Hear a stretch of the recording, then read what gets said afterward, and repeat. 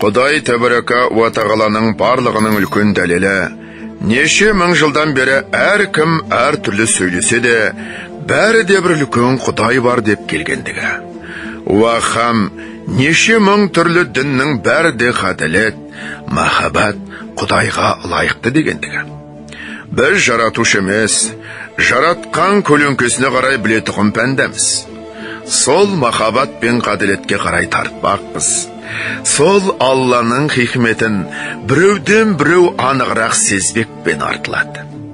Инандым, сендім демек, инандырамын, сендіремін деген емес. Адамшылықтың алды махаббат, ғадалет сезім.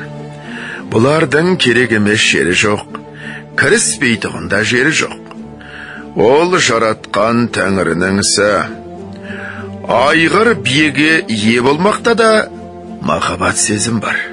Бұл ғадалет, махаббат сезім кімде көбірек болса, сол кісі ғалым, сол ғакил. Біз жанымыздан ғылым шығар алмаймыз.